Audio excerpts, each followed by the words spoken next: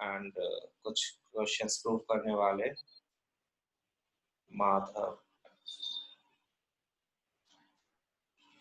सो ये क्वेश्चन है, a ladder 10 meter long reaches a window 8 meter above the ground।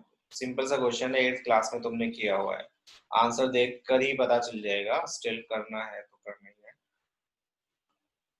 So we need to find the distance of the foot of the ladder from the base of the wall। ठीक है, figure तो जरूर बनानी ही है।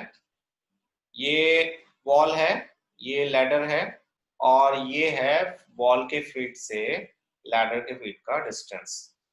Okay, मैंने बताया था जब भी कोई वॉल, कोई बिल्डिंग, कोई टावर या कुछ भी है, क्वेश्चन में अगर स्पेसिफिकली मेंशन नहीं है कि कुछ स्पेशल कंडीशंस है, तो आप उसको परपेंडिकुलर ही कंसीडर करोगे।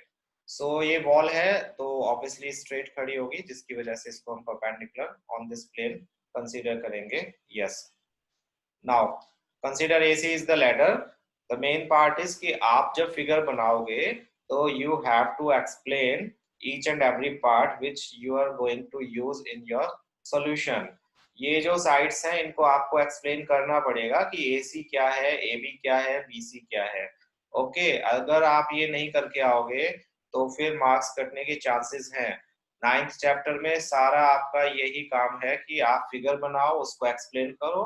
सॉल्यूशन तो 2 और 3 लाइंस का हार्डली होगा, उसमें ज्यादा से ज्यादा 5 लाइंस हो जाएंगी, बट मेन पार्ट होगा जो फिगर बनाना और एक्सप्लेन करना। सो डिफाइन द टर्म्स जो भी आप यूज कर रहे हो अपनी तरफ से। Given that length of the ladder AC, जो कि AC है, which is 10 metres, and height of the window which is AB, ये कितना है 8 metres. We need to find distance between foot of the ladder and the wall which is BC। इस तरह से आप लिख कर आ सकते हो, तो गिवन टू प्रूव ऐसे लिखने की जरूरत नहीं है, गिवन टू फाइंड, ये भी एक तरह से गिवन और टू फाइंड है। नाउ क्लियरली इसमें आपको एक्सप्लेनेशन देने की जरूरत नहीं है कि ये 90 डिग्री का क्यों होगा या फिर ये राइट एंगल ट्रायंगल क्यों है। ओके, ये अंडरस्टूड होता है कि अगर वर्टिकल कोई ऑब्जेक्ट दिया है तो that is perpendicular on plane. So triangle ABC में AC का square which is hypotenuse ladder and equals to होगा एक इसके AB square plus BC square by using Pythagoras theorem. BC square equals to AC square, because हमें BC की value find out करनी है, तो इधर उधर आपने कर लिया इसको अरेंज। आप चाहे तो यहीं पर वैल्यू पुट करके सॉल्व कर सकते हो, that totally depends on you कि आप क्या करना चाहते हो। सो AC का square which is 10 square ladder की length, and 8 square which is window की height, 100 minus 64 that gives us 36, and square root हम पॉजिटिव वाले लेंगे। अगेन यहाँ पर भी आंसर 2 ही आएंगे, BC की वैल्यूज 2 आएंगी बिकॉज स्क्वायर है। ये एक क्वाड्रेटिक इक्वेशन है जिसमें BC की 2 वैल्यूज आएंगी, बट ऑब्वियस ही बात है कि हम जो डिस्टेंस है उसको नेगेटिव में तो नहीं लेंगे, तो वो हम ऑलरेडी उसको नेग्लेक्ट करके पॉजिटिव स्क्वायर रूट ले रहे हैं।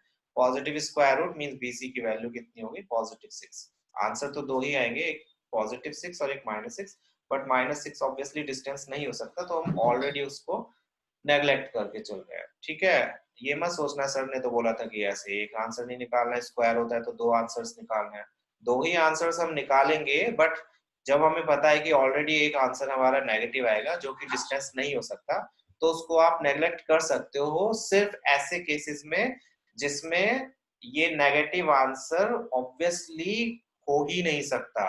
अगर ये क्वेश्चन कुछ ऐसा होता जिसमें विंडो डिस्टेंस या ये कुछ नहीं होता, या नंबर्स कुछ होते, नंबर के बारे में बात हुई होती, तो हम उसको +6 और -6 लिखते और फिर लिखते -6 इज नेग्लेक्टेड। बट इस केस में बिकॉज क्वेश्चन ही डिस्टेंस का है और हाइट्स का है, तो फिर हम माइनस वाली वैल्यू को कंसीडर ही नहीं करेंगे। नहीं, वही बोल रहा हूँ माधव कि डिस्टेंस का क्वेश्चन है तो नेगेटिव वाला लिखना ही नहीं है आपको यहाँ पर। ठीक है, इस केस में आप उसको स्किप कर सकते हो, लिख दोगे तो गलत नहीं होगा। Hence BC equals to plus and -6, फिर लिख दोगे नेग्लेक्टिंग -6, लिख दोगे तो कोई प्रॉब्लम नहीं है, कोई मार्क्स नहीं कटेंगे। Fine. So distance of the foot from the ladder, sorry ये सेंटेंस ऑटो टाइप है, 6 मीटर्स की डिस्टेंस है between the foot of the ladder and the wall. किसी को कोई प्रॉब्लम इसमें, किसी भी प्रकार की पाइथागोरस थ्योरम आई होप सबको पता है। क्या यह सॉल्यूशन क्लियर है सबको?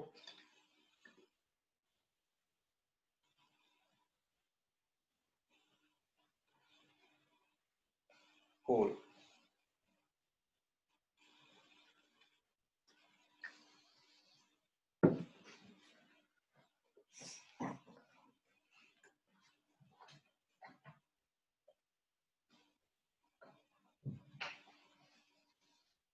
चलो तो नेक्स्ट क्वेश्चन पे मूव करते हैं। The next question is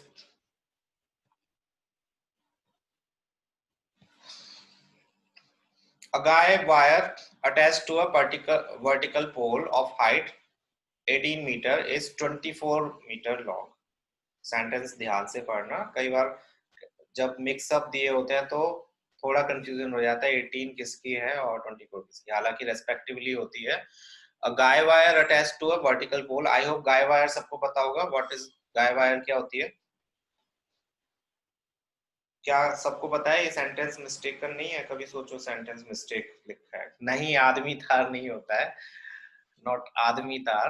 guy wire होती है एक टेंशन वायर होती है जिसको हम मोस्टली, जैसे आप कभी टेलीफोन एक्सचेंज के पास से या किसी ऐसे ऊंचे टावर के पास से गुजरोगे तो, कहाँ है मेरा पेन, ड्राइंग करने का मौका मिले तो मैं कैसे छोड़ सकता हूँ। फाइन, ये ऐसे टॉवर होता है, कोई बहुत ही बुरी ड्राइंग है पर मुझे मजा आता है। ऐसे टॉवर कुछ है या कोई एक पोल खड़ा है, तो आपने देखा होगा या झूले होते हैं जैसे रामलीला के मेले में, या फिर टेंट लगे होते हैं रामलीला के मेले में, तो आप देखोगे उनके चारों तरफ ऐसे वायर बंधी होती है ना, उनको थामे रखने के लिए, होल्ड करने के लिए। सो दीज वायर्स जो होती हैं टेंशन वायर होती हैं, इनको हम गाय वायर बोलते हैं। Okay, so that is called guy wire. तो गाय वायर उन्होंने इसीलिए यूज किया है वर्ड, वो खाली वायर भी यूज कर सकते थे, बट गाय वायर इसलिए यूज किया है बिकॉज अगर हम गाय वायर की बात कर रहे हैं तो आप देखोगे वो हमेशा बिल्कुल स्ट्रेट होती हैं। वो ऐसे नहीं है कि ये टॉवर है और वो ऐसे, वायर ऐसे भी हो सकती है ना, कर्व भी हो सकती है, बट ऑब्वियसली उसका यूज हमें नहीं करना है। तो that's why they used this term guy wire, so that कि आप उसे टेंशन वायर के रूप में लो, बिल्कुल straight low. So we have this guy wire attached to a vertical pole of height 18 metre और लेंथ ऑफ वायर कितनी है 24 मीटर। सो उन्होंने बोला है कि वायर को पोल से कितना दूर बांधा जाए सो दैट कि वायर विल बी टॉट, जो उसका मेन पर्पस है। वो टॉट का मीनिंग क्या होता है? टॉट कोई बताएगा? What is taught? टॉट का मीनिंग क्या होता है? मैं क्यों ड्रॉ कर रहा हूँ?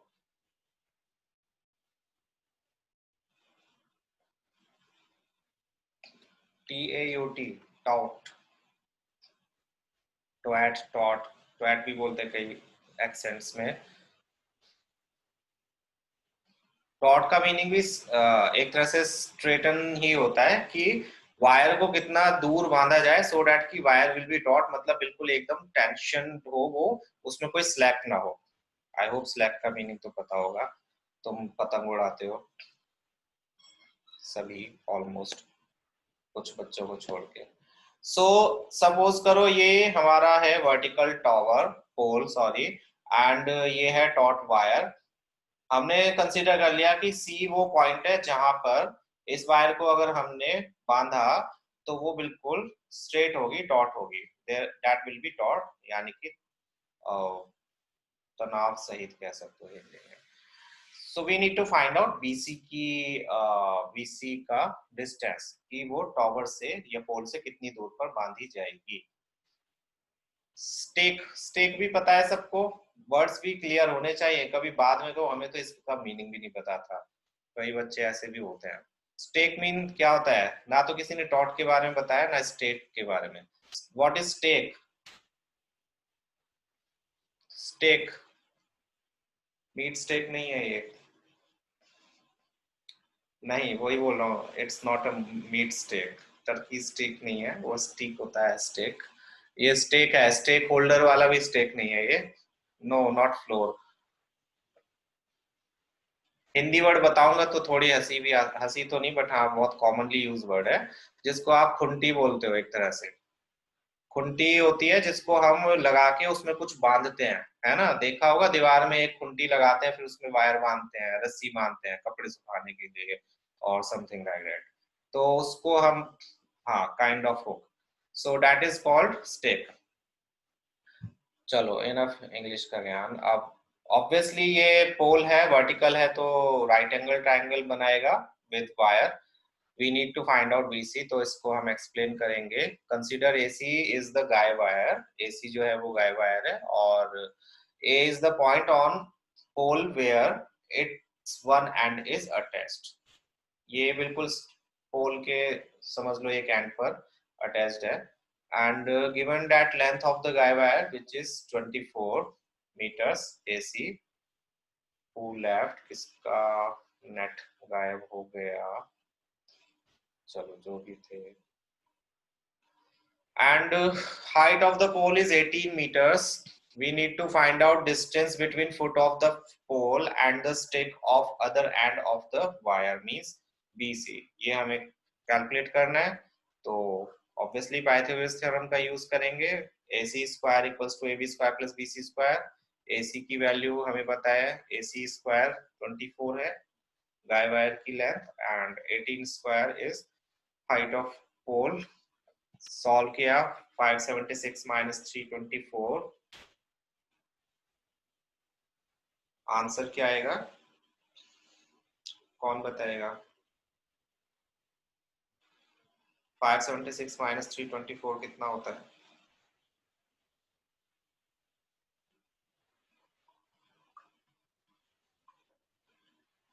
252, करेक्ट। 252 ऑब्वियसली एक परफेक्ट स्क्वायर नहीं है, लास्ट में 2 आ रहा है, तो इसके आप फैक्टर करके जितना बाहर आ सकता है उतना बाहर निकाल लोगे, विच इज 6√7। तो √7, देखो आपके टीचर हो सकता है बोले कि आपको डेसिमल में आंसर लिखना है। डेसिमल में आंसर आपको सिर्फ और सिर्फ उस केस में इसको कन्वर्ट करना होगा। फर्स्ट केस, या तो आपसे कोई कॉस्ट पूछी है जिसकी वजह से आपको इसको डेसिमल में कन्वर्ट करना पड़ेगा, बिकॉज कॉस्ट को आप रूट में नहीं लिख सकते।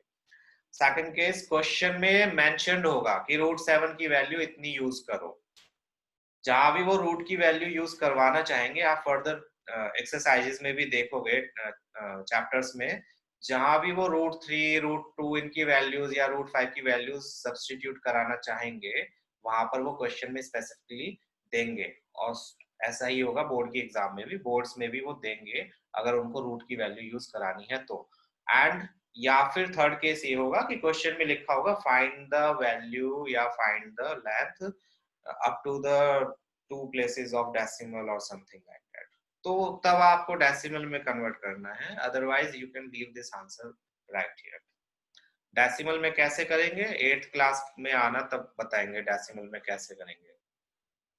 डेसिमल में करने के लिए लास्ट क्लास होगी, नेक्स्ट जब आओगे क्लास में 3 to 4 में आ जाना, उसमें मैं बताऊंगा डेसिमल के कैसे निकालते हैं स्क्वायर रूट, या डेसिमल में नियरेस्ट वैल्यू कैसे निकालते हैं, जो परफेक्ट स्क्वायर नहीं होते उनकी नियरेस्ट वैल्यूज कैसे निकालते हैं। ठीक है, यहाँ मैं 8th का मैथ्स नहीं डिस्कस करने वाला।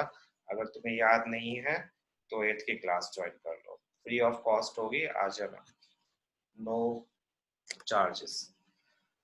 फाइन, किसी को प्लीज 8th और 9th के मैथ्स में दिक्कत है तो ज्वाइन कर लो, एक घंटा दे दोगे, कुछ प्रॉब्लम नहीं होगी। तुम्हें क्लास में आकर बैठना नहीं है, अपने घर से ही लेनी है, तो कोई शेम की बात नहीं है, और अच्छा हो जाएगा आपका मैथ्स, बेसिक्स और क्लियर हो जाएंगे जो कि अब यूज होने वाला है।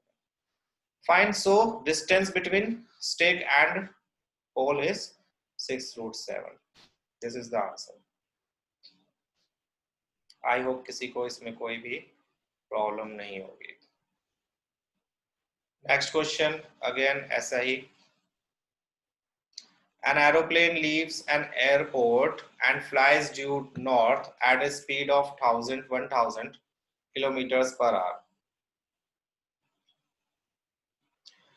At the same time, another aeroplane leaves the same airport and flies due west at a speed of 1200 kilometers per hour. How far apart will be the two planes after 1.5 hour? ठीक है, 1.5 hour के बाद वो कितने दूर होंगे?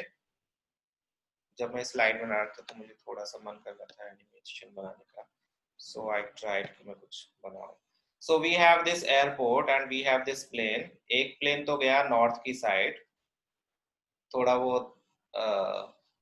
tinted उड़ रहा है, please ignore that. And another plane, aeroplane flies to west. ठीक है, ये दो प्लेन उड़े एक ही एयरपोर्ट से एक ही टाइम पर. एक की स्पीड थी 1000 किलोमीटर पर आवर और सेकंड वन की जो वेस्ट की साइड गया उसकी स्पीड थी 1200 kilometre per hour. How far apart will be two planes means we need to find out distance between two planes, this and this. उसके साथ runway भी बाहर गया, ये मुझे दिखा ही नहीं था, कोई बात नहीं. So we need to find out this distance means hypotenuse. North और वेस्ट उन्होंने इसीलिए लिखा है सो डैट कि आप उसको राइट एंगल कंसीडर कर सको. आपको स्केल पता है जो कंपास होता है उसमें north, east, south and west, इनके बीच का जो एंगल होता है वो 90 डिग्री होता है. That's why they used north and west. East और वेस्ट यूज करते तो 180 का एंगल बन जाता. So you have this right angle triangle AOB. इसमें आपको AB की वैल्यू फाइंड आउट करनी है, लक्ष्य. चलो तो कंसीडर कर लेते हैं. O is the airport, A and B are the positions of the aeroplanes after 1.5 hours. Distance covered by aeroplane due to north, जब वो 1 आवर में 1000 किलोमीटर चल रहा है तो ऑब्वियसली 1.5 आवर में 1500 किलोमीटर चलेगा. आप कैलकुलेशन दिखाना चाहते हो तो 1000 को 3/2 से मल्टीप्लाई कर लोगे, that will give you 1500 kilometres. Also distance covered by aeroplane due to west traveling at 1200 kilometers per hour in 1.5 hours. 1.5 घंटे में, 1 घंटे में 1200 किलोमीटर है तो 1.5 घंटे में कितना चलेगा? 1800. 1200 प्लस 600 1800. या फिर आप 3/2 से मल्टीप्लाई कर सकते हो 1200 की, 1800 किलोमीटर्स. ये इसमें किसी को डाउट है तो पूछ सकते हो. अभी हो सकता है कईयों को नहीं पता चला हो कि ये कहाँ से आ गया, हालांकि कुछ है नहीं इसमें. चलो, so we have these distances. OA का डिस्टेंस हमारे पास है और OB का भी डिस्टेंस है. We need to find out AB की distance. We need to find distance between two aeroplanes after 1.5 hours. Madhav 1 घंटे में 500 किलोमीटर चलते हैं. सपोज 1 घंटे में तुम 1000 किलोमीटर चलते हो, सपोज कर लिया सुपरमैन. सो आधे घंटे में कितना चलोगे बताओ? पहले ये बताओ, आधे घंटे में कितना चलोगे? 1 घंटे में 1000 किलोमीटर, तो आधे घंटे में कितना? ठीक है, तो 1 घंटा और आधे घंटे का मिला के कितना हो गया? 1 आवर और हाफ एन आवर का मिलाकर कितना हुआ? हाँ बिल्कुल माधव, समझ आया? ऐसे ही, इतना वैसे कैलकुलेट करने की जरूरत नहीं है. आप सिंपल 1 आवर का दिया हुआ है, जब 1 यूनिट का दिया होता है और ज्यादा का पूछा होता है, ज्यादा ये है 3/2, तो क्या करते हैं? जब कम का दिया और ज्यादा का पूछा हो तो क्या करते हैं बताओ जरा? किसी चीज की वैल्यू कम की दी हो, 1 यूनिट की दी हो या फिर और ज्यादा की पूछी हो, तो आप क्या करते हो? नहीं, द्विपंख्याती, मल्टीप्लाई करते हैं. एक टॉफी 2 रुपए की तो 10 टॉफी कितने की? आप मल्टीप्लाई करोगे ना 10 को 2 से. टॉफी वाले एग्जाम्पल बहुत पुराने हैं बट मुझे तो यही देने आते हैं. एनीवेज, सो आप मल्टीप्लाई भी कर सकते हो. 1000 की मल्टीप्लाई 1.5 आवर, 1.5 को आप इम्प्रॉपर फ्रैक्शन में कन्वर्ट करो. 2 1s are 2 and 2 plus 1 3, 3/2. 3/2 को मल्टीप्लाई 1000 से, ऐसे ही 3/2 को मल्टीप्लाई 1200 से. अब ये मत कहना कि इम्प्रॉपर में कैसे करते हैं मिक्स फ्रैक्शन को, ये तो आता होगा. Clear, good. So Pythagoras theorem use कर लेते हैं. AB square equals to OA square plus OB square. Values substitute करें. OA की वैल्यू 1500, OB की वैल्यू 1800. थोड़ी बड़ी कैलकुलेशन है. 15 का स्क्वायर 225 होता है तो 225 0 0 0 0 एंड 18 का 324 दैट इज 3240000 ये शफल हो गए, बट ये 220 ये 1500 का है और ये 1800 का है। फाइन, इनको ऐड किया, 0000 का तो 1000, देखो 10,000 का 100 हो जाएगा। 549 आई डोंट थिंक किसी का होता है, तो इसका आंसर फिर रूट में रह जाएगा 61। 361, इसको भी डेसिमल में करने की आवश्यकता नहीं है, क्वेश्चन में ऐसा कुछ नहीं पूछा है कि डेसिमल के प्लेसेस तक बताओ या कुछ करो।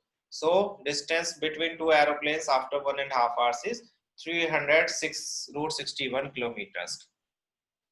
क्लियर है? किसी को कोई प्रॉब्लम इसमें? सेम ही क्वेश्चन था जैसे पिछले दो क्वेश्चंस थे, बस इसमें थोड़ी फिगर मैंने फैंसी बना दी और डिस्टेंस इन्वॉल्व हो गया स्पीड के साथ में।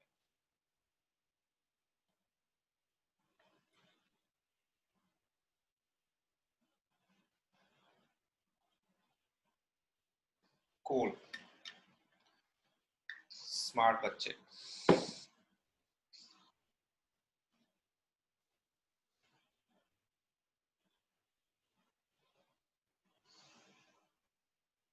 चलो तो नेक्स्ट क्वेश्चन पे मूव करते हैं, जो कि अब शायद प्रूव करने वाले आएंगे। फिर मैं एक दो तुम्हें प्रैक्टिस के लिए दूंगा अभी क्वेश्चन ऐसे ही।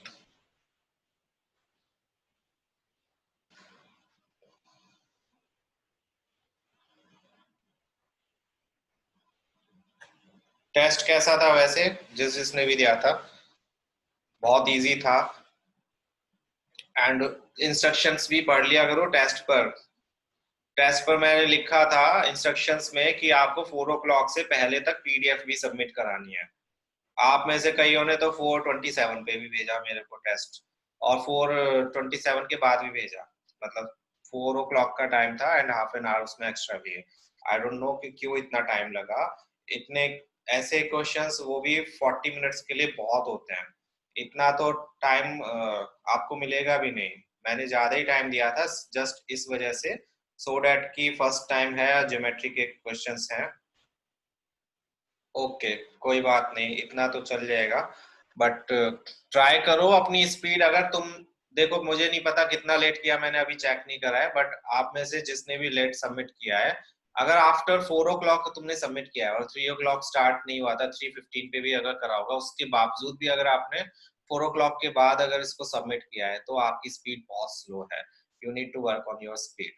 ठीक है, बहुत इजी क्वेश्चंस थे, अगर इसमें भी आप स्पीड नहीं बना पाए तो फिर जब मुश्किल क्वेश्चंस आएंगे तो उसमें क्या करोगे? ओके जी, चेक में करके दे दूंगा, बाय वेडनेसडे सबके पास पहुंच जाएंगे। चलो नेक्स्ट क्वेश्चन पे मूव करते हैं। अगेन एक और क्वेश्चन। दो पोल है, they are two poles of equal height. देखो ये ध्यान रखना, ये पोल्स वाले क्वेश्चंस जो हैं, क्या लिखा है Madhav? 33 out of 8? What 33 out of 8? उसके लिए 10 मिनट्स एक्स्ट्रा दिए थे यार हम, 10 मिनट्स में तो दुनिया भर की पिक्स हो जाती है। यस उमंग, मैं बिल्कुल समझाऊंगा वो क्वेश्चंस। जो टेस्ट है उसमें 5-6 क्वेश्चन है, वो मैं समझा दूंगा, इतनी मुश्किल नहीं है, समझ आ जाएंगे। तो मैं ये बोल रहा था, ये पोल्स वाले जो क्वेश्चंस हैं, पोल्स वाले, प्लेन वाले, ये क्वेश्चंस ऐसे ही 9th चैप्टर में भी हैं, मतलब लैंग्वेज सेम है काफी हद तक। तो कंफ्यूज मत हो जाना कि ये कौन से चैप्टर का क्वेश्चन है। जिसमें एंगल्स नहीं दिए हुए हैं, वो क्वेश्चंस ट्रिग्नोमेट्री के नहीं होंगे, वो किसके होंगे? ट्रायंगल्स के। और जिसमें एंगल्स दिए होंगे वो trigno, angle of elevation, angle of depression, वो सब होगा, वो ट्रिग्नोमेट्री के होंगे। फाइन। स्टिल अगर कोई ऐसा क्वेश्चन आता है जो ट्रिग्नोमेट्री और ट्रायंगल्स का एक कॉम्बिनेशन भी हो सकता है, आप जिससे करना चाहो वो कर सकते हो, कॉम्बिनेशन हो या फिर कोई ऐसा क्वेश्चन हो जो कंबाइंड हो, दोनों का कॉमन हो, सॉरी नॉट कंबाइंड, तो आप किसी भी मेथड से कर सकते हो, अगर उसमें क्वेश्चन में कोई स्पेसिफिकली लिखा नहीं है। So we have two poles of equal heights, not equal height, ये इक्वल नहीं है, टू पोल्स इक्वल हाइट के नहीं है, प्लीज इसको इग्नोर करना। टू सेट इक्वल हाइट क्या फिर क्या? Not equal heights. Two poles of height 6 meter and 11 meters stand on a plain ground. If the distance between the feet of the poles is this, then find the distance between their tops. Tops के ऊपर में हमें जो उनके tops हैं उनके बीच का distance find out करना है। टॉप्स जब हमारे पोल्स इक्वल हाइट के नहीं होते हैं तो टॉप्स के बीच का जो डिस्टेंस होता है वो हाइपोटेन्यूज को रिप्रेजेंट करता है, हमेशा ध्यान रखना। अभी फिगर बनाएंगे, आप फिगर बनाओगे तो आपको खुद भी समझ आ जाएगा कि क्यों हाइपोटेन्यूज होती है। We have these two poles. तुम्हारी चैटिंग में बंद कर रहा हूँ, कोई टाइप करेगा तो मुझे पता नहीं चलेगा, ठीक है? अभी मैं थोड़ी देर के लिए नहीं देगा। So we have these two poles. एक है AD which is of 6 meters and another one is BC which is of 11 meters. And इनके फीट के बीच का जो डिस्टेंस है that is कितना? 12 meters. AB is 12 meters. लिखा नहीं है but AB is 12 meters. Consider AD and BC are two poles. Given that heights of two poles is AD which is 6 meters, BC which is 11 meters, distance between the feet of two poles is 12 meters. अब ये हमें find out करना है। We need to find out इनके tops के बीच का distance which is hypotenuse of this triangle. This triangle. ये अगर वर्टिकल पोल्स है तो ये 90 डिग्री का होगा, ये भी 90 डिग्री का होगा। बिकॉज ये भी परपेंडिकुलर है, ये भी परपेंडिकुलर है, तो ऑब्वियसली ये दो लाइन क्या होंगी? पैरेलल होंगी। आपको एक्सप्लेन नहीं करना है, मैं सिर्फ आपको समझाना चाह रहा हूँ कि क्यों होता है ऐसा।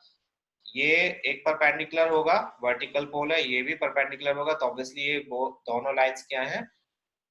पैरेलल होंगी। और पैरेलल लाइंस को ज्वाइन करने वाली लाइंस ये अगर इक्वल है तो वो भी पैरेलल। तो ये दो लाइंस पैरेलल हो गई, पैरेलल है तो इनका जो लेंथ है, इनकी लेंथ है वो भी इक्वल होगी। मींस ये 12 है तो DE भी क्या होगी? 12 होगी।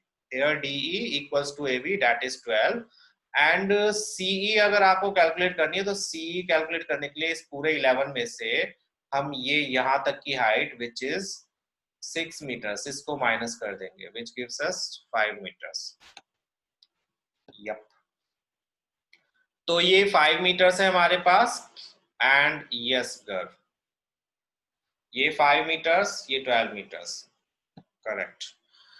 तो ट्रायंगल CD में CD square equals to D square plus C square by using Pythagoras theorem we put values 12 square plus 5 square that is 144 plus 25 that is 169। 169 किसका स्क्वायर रूट होता है? किसका स्क्वायर होता है? 13 का। so CD equals to 13 means distance between the tops of the poles is 13 meters। Clear? किसी को कुछ पूछना है?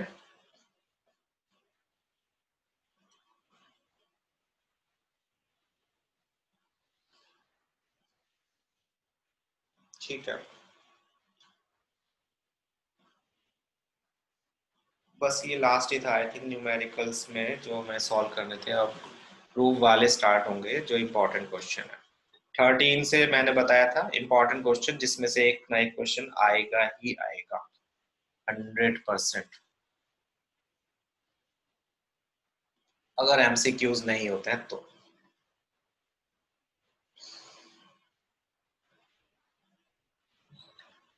चलो तो नेक्स्ट क्वेश्चन पे मूव करते हैं।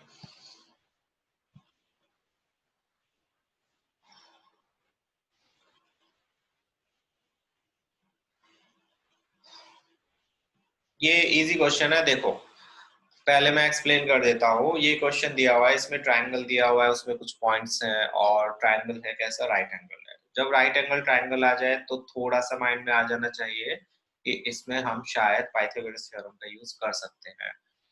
कंफर्म वो तब हो जाएगा जब आप देखोगे कि आपको प्रूफ क्या करना है। जैसा कि मैंने पहले भी बताया था, अगर साइड्स के स्क्वायर्स आपको एडिशन या डिफरेंस में दिखें तो समझ जाओ you need to use Pythagoras theorem. अगर मल्टीप्लिकेशन का या डिवीजन का साइन है, मींस रेशियो में दिए हैं या फिर मल्टीप्लाइड दिए हैं, जो कि हमने प्रीवियस क्वेश्चंस में किया भी था लास्ट सेशन में, उस केस में आप सिमिलर ट्रायंगल्स का यूज करोगे। सो यहाँ पर हमें साइड्स का स्क्वायर जो दिए हुए हैं वो एडिशन में दिए हुए हैं और इक्वेट किए हुए हैं किसी तरह से। तो मींस ये है कि आप पाइथागोरस थ्योरम का यूज करोगे पाइथागोरस थ्योरम का यूज कैसे करोगे? आपको देखना होगा कि आपकी जो फिगर होगी उसमें ये एलिमेंट्स जितने भी हैं वो किस किस ट्रायंगल में या फिर किस किस तरह से एक दूसरे से रिलेट हो सकते हैं। जैसे कि फिगर, हाँ height, height, height, height, height. Yes. We have this triangle ABC, right angled at C. Also, E and D are point on side BC and CD, CA respectively. C and CB पर D and E points हैं. Now, we need to prove AE square plus BD square equals to AB square plus D square. तो आप देखो आपके पास जो आपको prove करना है, पहले आप लेफ्ट हैंड साइड पे कॉन्सेंट्रेट करो. You have AE square plus BD square. AE and BD आप ज्वाइन करके देख लो. BD और AE दोनों एक ही ट्रायंगल, एक ही राइट ट्रायंगल का हिस्सा नहीं है ना. AE को अगर आप ज्वाइन करोगे तो that will give you triangle ACE, right angle triangle. और अगर आप BD को ज्वाइन करोगे तो that will give you a right angle triangle BCD. तो BCD और AE, BD और AE दोनों एक ही ट्रायंगल का पार्ट नहीं है, एक ही राइट एंगल ट्रायंगल का पार्ट नहीं है. सो आपको क्या करना होगा, आपको दोनों डिफरेंट डिफरेंट लेने होंगे अलग अलग सेपरेटली, और उनको फिर क्या करना होगा, ऐड करना होगा, बिकॉज आपको बीच में प्लस का साइन चाहिए. तो आप पहले एक किसी साइड पे कॉन्सेंट्रेट करो. एई को देखते हैं पहले. एई, हम इसको एई को ज्वाइन कर लेंगे. पहले गिवन लिख देते हैं, we have angle C 90 degree. E और डी पॉइंट्स हैं, इनकी कोई स्पेशलिटी नहीं है तो हम इसको मेंशन नहीं करेंगे. We need to prove this. Now A और ई को हमने ज्वाइन किया बिकॉज सबसे पहले हमें ए ई चाहिए. ए ई को ज्वाइन किया और हम अब इस ट्रायंगल में क्या कर सकते हैं, ए ई का स्क्वायर सिर्फ तभी आ सकता है जब हम पाइथागोरस थ्योरम का यूज करें. तो बस वही हमारे पास एक ऑप्शन है, we can use that. In triangle ACE, AE square equals to EC square plus AC square.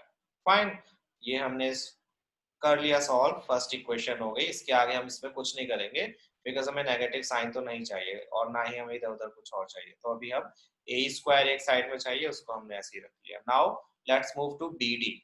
BD हमें कब चलेगा मिलेगा, जब हम B और D को ज्वाइन करेंगे. B और D को ज्वाइन किया और इस ट्रायंगल में, ये जो बड़ा ट्रायंगल है, इसमें पाइथागोरस थ्योरम का यूज किया सो दैट हमें BD का स्क्वायर भी मिल सके.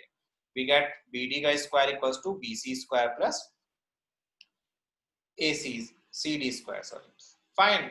अभी हम इनको ऐड नहीं कर रहे. नाउ व्हाट विल डू, अब हम आते हैं राइट हैंड साइड पे. राइट हैंड साइड में हमें चाहिए AB स्क्वायर D स्क्वायर. देखो अगर हमने इन दोनों इक्वेशंस को अभी ऐड कर भी दिया तो इधर ना तो AB है ना ही DE है, जो कि हमें राइट हैंड साइड में चाहिए. तो हम पहले AB स्क्वायर और DE स्क्वायर को देख लेते हैं कि ये किस तरह से आ सकते हैं. AB स्क्वायर लाने के लिए आपको पहले ED ले लेते हैं. ED स्क्वायर लाने के लिए आपको ये ट्रायंगल यूज करना पड़ेगा, राइट एंगल ट्रायंगल है again. ED square equals to CD square plus EC square. इसको यूज किया, ED स्क्वायर आ गया. एंड लास्ट में AB स्क्वायर. AB स्क्वायर तो देखो इस पूरे बड़े ट्रायंगल का पार्ट है. तो इस पूरे बड़े ट्रायंगल ABC में हमने पाइथागोरस थ्योरम का यूज किया, which gives us AB square equals to AC square plus BC square. Now again इधर की साइड आते हैं. अब हम A square plus BD square. A square plus BD square हमें चाहिए तो हम इन दो इक्वेशंस को अब ऐड कर लेते हैं. क्यों कर लेते हैं अभी पता चल जाएगा. A square plus BD square हमने इनको ऐड किया तो we get A square plus BD square equals to EC square plus AC square plus BC square plus CD square. Left hand side में लेफ्ट हैंड साइड ऐड हो गई, right hand side में right hand side. Now इनको अगर आप देखोगे, इनको मुझे AB स्क्वायर D स्क्वायर में कन्वर्ट करना है तो I can use these equations. Because देखो AB स्क्वायर किसके इक्वल है, AC square plus BC square के, और AC square and BC square यहाँ ऑलरेडी है प्रेजेंट. तो AC स्क्वायर और BC स्क्वायर के प्लेस पर मैं क्या लिख दूंगा, AB स्क्वायर, और EC square plus CD square के प्लेस पर, EC square plus CD square के प्लेस पर इक्वेशन थर्ड से हम लिख सकते हैं ED स्क्वायर. तो we used these two equations इनको मैंने अरेंज किया, BC स्क्वायर और CA स्क्वायर को एक साथ लिख लिया और CD square plus C square को एक साथ, ये सिर्फ समझाने के लिए लिखा है, आप डायरेक्ट भी लिख सकते हो। And BC square plus CA square के प्लेस पर BC square plus CA square के प्लेस पर AB स्क्वायर रख दिया एंड बचा CD square plus C square, CD square plus C square के प्लेस पर हमने क्या रख लिया, ED स्क्वायर सब्स्टिट्यूट कर दिया। तो we get AE square plus BD square equals to AB square plus D square, hence proved. Easy question है, ध्यान से देख लो। अगर कोई स्टेप समझ नहीं आया है तो प्लीज पूछ लो, बट स्टेप्स को अगेन देख लेना फिगर से रिलेट कर करके कि ऐसा क्यों किया गया, ये कहाँ से आया, ये कहाँ से आया, ये कहाँ से, ये कहाँ से, ये चेक करो और बताओ मेरे को अगर कहीं पर प्रॉब्लम है, किसी स्टेप में प्रॉब्लम है। सर पूरा बता दो ऐसा लिखोगे तो फिर इसका मतलब आप पाइथागोरस थ्योरम भी नहीं जानते हो। एनीवेज लिख सकते हो फिर भी।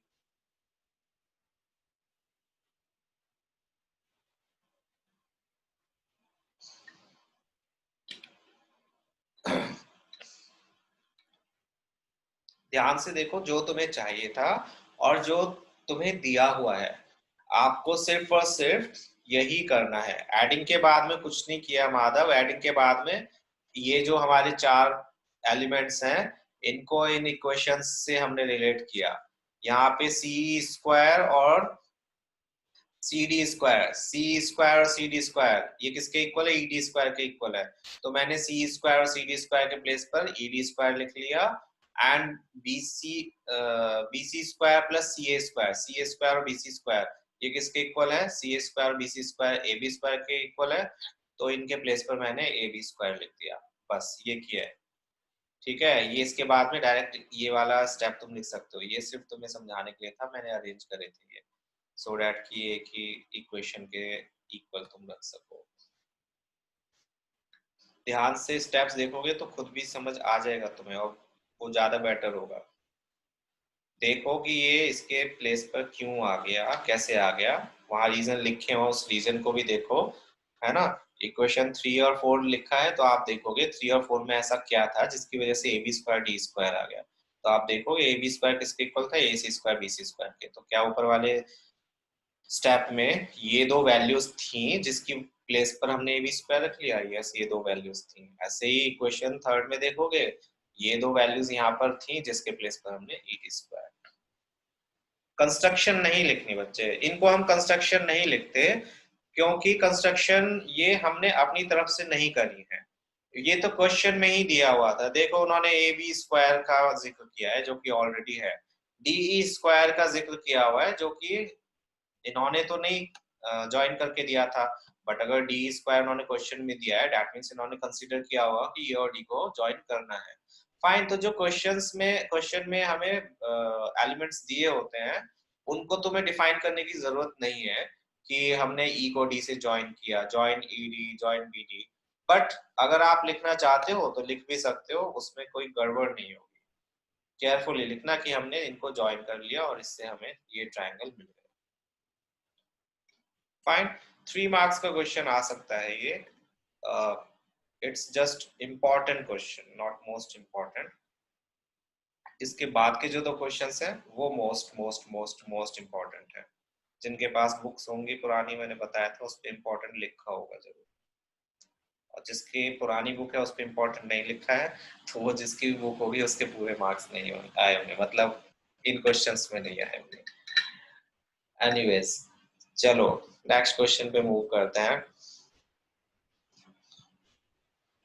ये काफी इंपॉर्टेंट है और इससे नेक्स्ट वाला जो है वो तो और भी ज्यादा इंपॉर्टेंट है क्योंकि इसमें कंस्ट्रक्शन भी होनी है। इस क्वेश्चन को देखो, इसमें हमें दिया हुआ है एक परपेंडिकुलर है from A on side BC in triangle ABC. चलो इसकी फिगर हम देख लेते हैं। We have this figure, triangle ABC है जो कि कोई स्पेशल ट्रायंगल नहीं है, ठीक है। एबीसी जस्ट एक ट्रायंगल है जिसमें कोई 90 डिग्री का एंगल नहीं दिया हुआ है या कुछ और स्पेशल प्रॉपर्टी नहीं दी हुई है। बट उन्होंने क्या किया, ए से डी पॉइंट पर बीसी पर एक परपेंडिकुलर ड्रॉ किया। अब परपेंडिकुलर ड्रॉ किया तो यहाँ से समझ जाओ यू हैव 90 डिग्री के एंगल बोथ साइड्स, यहाँ भी और यहाँ भी, मैंने एक ही साइड बनाया। सो इस तरह से ये परपेंडिकुलर उन्होंने ड्रॉ किया है such that DB equals to 3 times of CD. जो डीबी की लेंथ है वो CD का 3 टाइम्स है। फाइन, CD का 3 टाइम्स है, हमें प्रूव करना है twice AB square equals to twice AC square plus BC square. तो अब आप देखो, आपके पास साइड्स का स्क्वायर है, लेकिन वो सिंगल नहीं है, उसके साथ में 2 भी मल्टीप्लाई हो रहा है, कोफिशिएंट भी है उसके साथ में, ऑल्सो दोनों ऐड भी हो रही है साइड्स, है ना। तो पाइथागोरस थ्योरम तो हमें यूज करनी है। अब पाइथागोरस थ्योरम हमें कुछ इस तरह से यूज करनी है जिससे हम ट्वाइस ऑफ AC स्क्वायर भी बना सकें, ट्वाइस ऑफ AB स्क्वायर भी। तो इसके लिए हम किसकी हेल्प लेंगे, जो हमें ये वैल्यू दी हुई है। समझ जाओ कि इसका हमें यूज करना पड़ेगा जब भी ऐसा दिया हुआ है। तो इसका यूज हम कैसे करते हैं, इसका यूज हम करेंगे, अभी मैं पहले सॉल्व कर दूंगा, बट यूज कैसे करते हैं वो बताता हूँ। आप पहले तो देखो, जो आपके एलिमेंट्स हैं जो आपको चाहिए वो किस किस ट्रायंगल में है। AB स्क्वायर चाहिए एक, तो आपको ट्वाइस को थोड़ी देर के लिए भूल जाओ, you need AB square. AB square आएगा इस राइट एंगल ट्रायंगल में, मींस ABD में। तो एक तो पाइथागोरस थ्योरम आप इसमें अप्लाई करोगे, एंड सेकंड वन आपको चाहिए AC स्क्वायर। AC स्क्वायर आएगा इस वाले राइट एंगल ट्रायंगल में, है ना। तो इसमें भी पाइथागोरस थ्योरम आप अप्लाई कर दोगे। BC बट किसी का भी पार्ट नहीं है, BC स्क्वायर कोई भी राइट एंगल ट्रायंगल का पार्ट नहीं है BC, बट BC स्क्वायर को स्प्लिट करके हम इस राइट एंगल ट्रायंगल की साइड BD और इस राइट एंगल ट्रायंगल की साइड CD से रिलेट कर सकते हैं। तो इसमें हम इसका यूज, इसकी हेल्प लेंगे, DB और CD को किसी तरह से, जो हमारी ये दो पाइथागोरस थ्योरम बनेंगी, इनको किसी तरह से हम सबट्रैक्ट करके, ऐड करके, मल्टीप्लाई, डिवाइड, कुछ भी करके किसी तरह से इसको BC में कन्वर्ट करेंगे, बिकॉज हमें DB और CD तो नहीं चाहिए।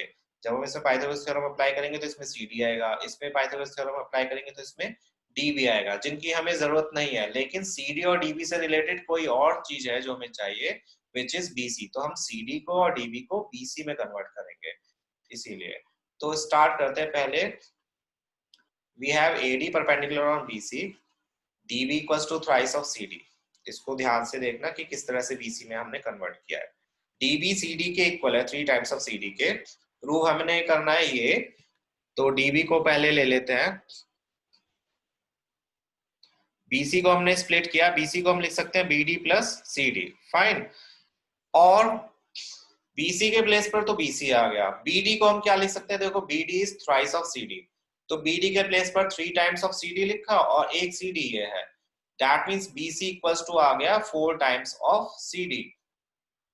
या फिर हम कह सकते हैं CD equals to 1/4 of BC, means CD के प्लेस पर हम 1/4 पार्ट ऑफ BC लिख सकते हैं। ये समझ आ गया? प्लीज पूछ लो अगर किसी को नहीं समझ आया।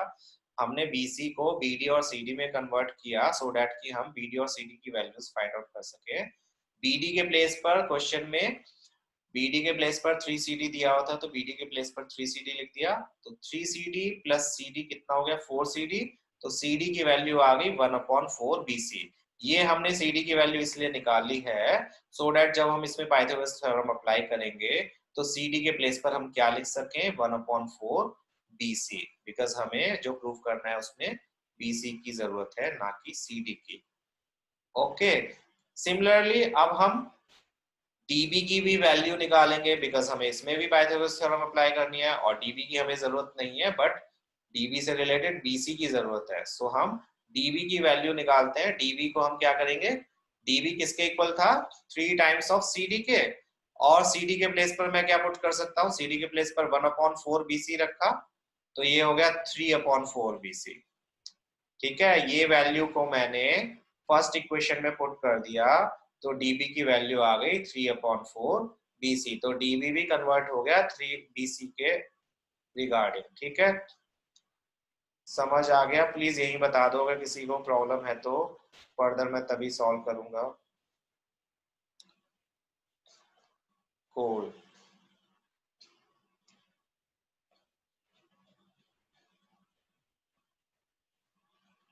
लास्ट स्टेप कुछ नहीं, देखो यहाँ CD की वैल्यू कितनी थी, 1/4 BC। तो ये CD की वैल्यू मैंने इसमें सब्स्टिट्यूट कर दी, 3 के प्लेस पर तो 3 आया, और CD के प्लेस पर क्या आ गया, 1/4 BC।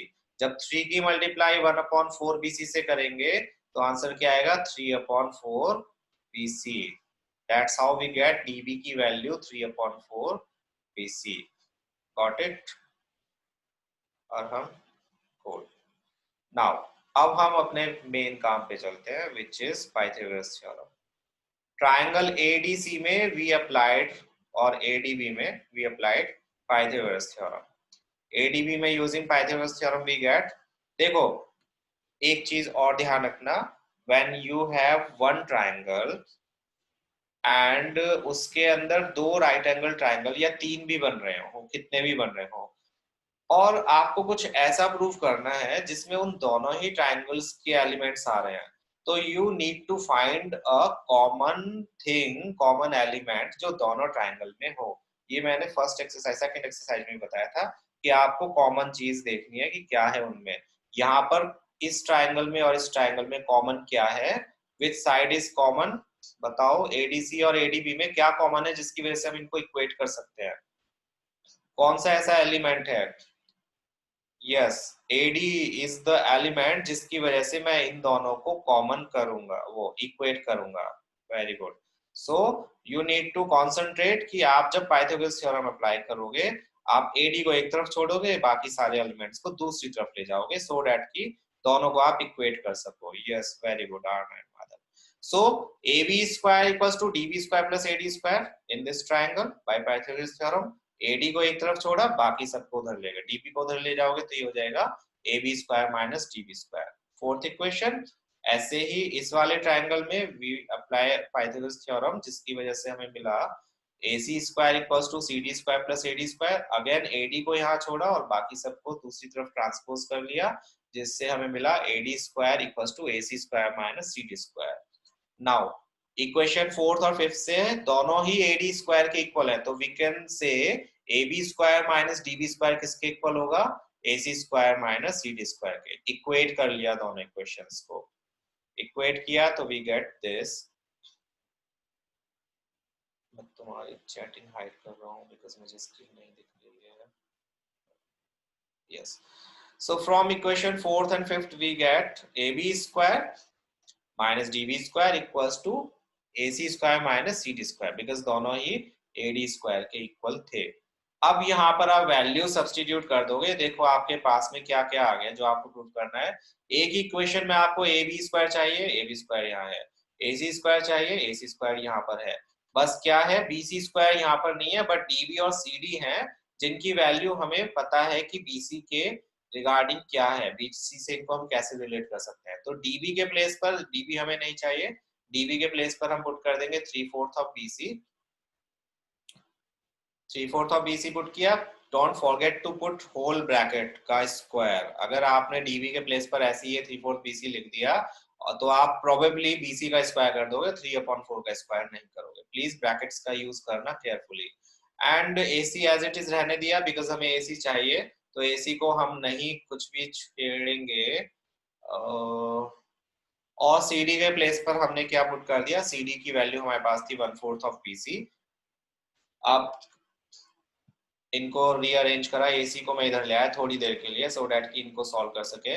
इसको हमने इधर ट्रांसपोज कर लिया, देखो 1/3/4 9/16 BC स्क्वायर हो गया, नेगेटिव था इधर जाकर पॉजिटिव, और ये 1/4 का स्क्वायर दैट इज 1/16 का 1/16 एंड BC का square is BC square, so it became BC square over 16।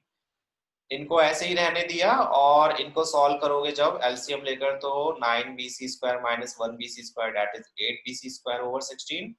6 पूरी इक्वेशन इनको डिवाइड कर दिया, 8 से 16 को 2 बचा, एंड पूरी इक्वेशन को 2 से मल्टीप्लाई कर लेंगे। 2 से मल्टीप्लाई किया तो we get 2AB square minus 2AC square equals to BC square. बस अब अरेंज कर दो आप इसको जैसे आपको चाहिए। AB स्क्वायर एक साइड चाहिए तो AB स्क्वायर इधर छोड़ दिया, AC स्क्वायर दूसरी साइड चाहिए, यहाँ पर देखोगे तो AC स्क्वायर को उधर ले गए, तो we get 2AB square equals to 2AC square plus BC square. So that's the proof. But इसमें मेन चीज ध्यान रखने वाली जो है वो एक तो ये है कि how do you equate these two triangles के एलिमेंट्स एंड कैसे आप CD और DB को BC बना पाओगे। Got it. इस क्वेश्चन को अभी आप with in half an hour अगर कर लोगे ना खुद, तो कभी भी नहीं भूलोगे। बहुत इजी क्वेश्चन है, बस ये स्टेप्स ही याद रखने हैं आपको कि किस तरह से हम इक्वेट करेंगे और किस तरह से BC स्क्वायर को इस इक्वेशन में पाइथागोरस थ्योरम में इन्वॉल्व करेंगे।